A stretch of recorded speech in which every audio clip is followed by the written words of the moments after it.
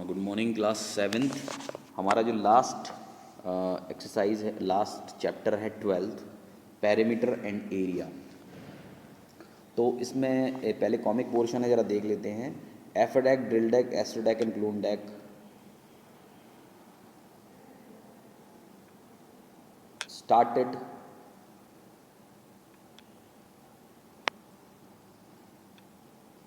started looking after a form.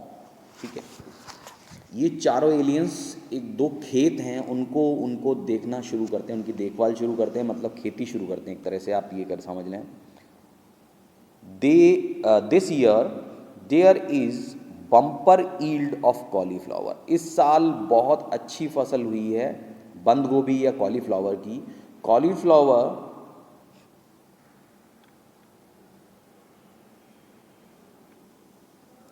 Cauliflower was grown in 2 fields of diversion 60 metre by 100 in each.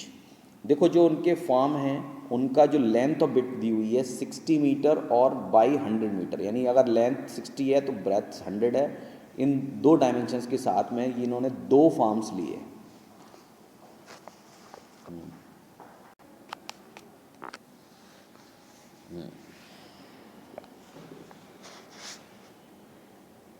हाँ, अब आप देखें field को कि इस फील्ड के अंदर जो इन्होंने पाथ बनाया है बीचों बीच में बनाया है, और इस वाले में साइड से बनाया है चारों तरफ। ठीक है, बस ये डिफरेंस है, और उन्होंने दो फील्ड अलग अलग रखे। अब यहाँ पर देखते हैं, as the areas of two fields are equal, दोनों फील्ड के एरिया सेम हैं। They have kept all other condition same, उन दोनों के लिए कंडीशंस बिल्कुल सेम रखी हैं उन्होंने। फॉर टू फील्ड्स, दोनों खेतों के लिए। So they were expecting same yield from the both, यानी दोनों में से जो फसल है वो बिल्कुल एक ही अमाउंट में मिलनी चाहिए, क्योंकि दोनों फील्ड सेम साइज़ के हैं और उनमें उतना ही कॉलीफ्लावर, उसके अंदर दोनों में same cauliflower, number of cauliflower या जो भी कहें, जितनी भी फसल होगी वो बराबर बराबर होनी चाहिए ऑलमोस्ट। ठीक है, but all four were surprised to see considerable difference in the yield from the two fields. दोनों में कंसीडरेबल डिफरेंस है, एक में ईल्ड ज़्यादा है तो ज़्यादा कॉलीफ्लावर्स मिले और एक में कम मिले, तो वो सरप्राइज थे। हाँ, drill deck and clone deck decided to find out the reason behind the difference. तो वो अब सोचते हैं कि रीज़न तो पता किया जाए, हुआ क्या है।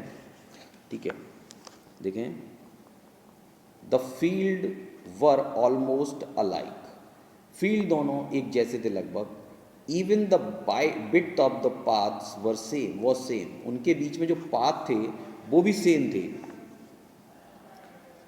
The only difference they found was the way paths were laid. Can these make so much difference?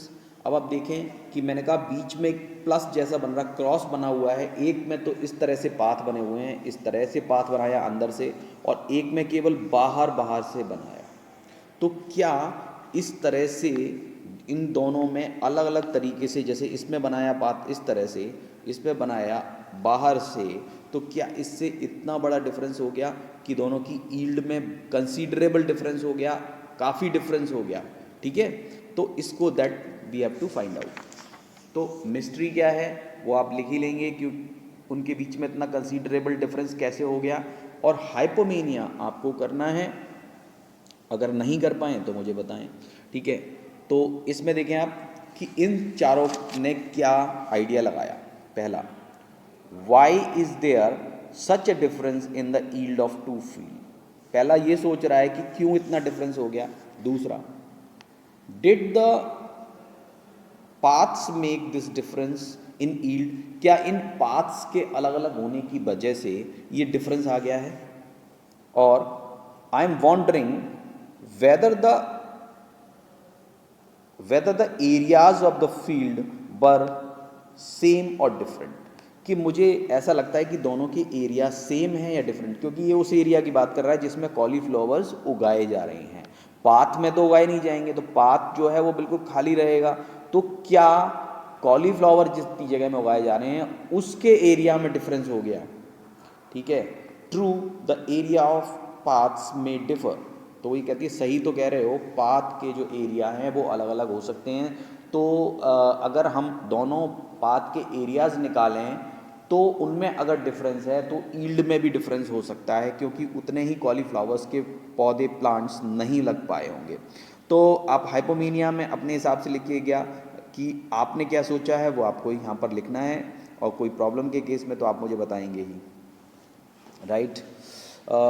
फिर क्या इसमें जो चैप्टर है perimeter and area of square and rectangle.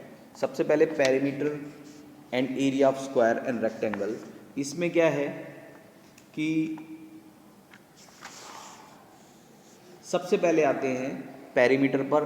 देखिए पेरीमीटर में एक बात आप क्लियर समझ लें, इस चीज़ ये तो एक फॉर्मूला है जो दिया हुआ है इसके अंदर। पेरीमीटर का मतलब लेंथ ऑफ बाउंड्री होता है। हेलो, हाँ, तो पेरीमीटर मीन्स, पेरीमीटर का मतलब है लेंथ ऑफ बाउंड्री। आप इस चीज़ को मत भूलिए, perimeter means length of boundary. अगर आप उससे करोगे, हमेशा ये बात दिमाग में रखोगे, तो आपको किसी भी तरह का पेरीमीटर किसी भी शेप का निकालने में दिक्कत नहीं होगी। पेरीमीटर ऑफ रेगुलर पॉलीगन, ये हो गया number of sides into length of side. अगर एक साइड की लेंथ, अगर रेगुलर का मतलब होता है, यहाँ पर रेगुलर पॉलीगन कहा है, तो रेगुलर मीन्स और जितनी भी पॉलीगन में साइड्स हैं सारी इक्वल साइड्स हैं। तो अगर इक्वल साइड है तो एक साइड की अगर लेंथ पता है और नंबर ऑफ साइड्स पता है तो दोनों को मल्टीप्लाई कर लेंगे and you get perimeter of regular polygon. Perimeter of a rectangle 2 into length plus breadth, 2 into length plus breadth, ठीक है। तो perimeter of a square, perimeter of a square 4 into side, क्योंकि ये एक रेगुलर फिगर है ना। Perimeter of rectangle का मतलब है इसमें एक लेंथ और एक ब्रेथ होती है, तो दोनों दो लेंथ हो जाएंगी और दो ब्रेथ हो जाएंगी, तो आप लेंथ प्लस ब्रेथ 2 से multiply. Perimeter of a square 4 into side. Perimeter of a triangle sum of 3 sides, है ना। ट्राइंगल कोई भी है अगर वो इक्विलैटरल है तो 3 इंटू साइड्स भी कर सकते हैं, 3 into length of one side.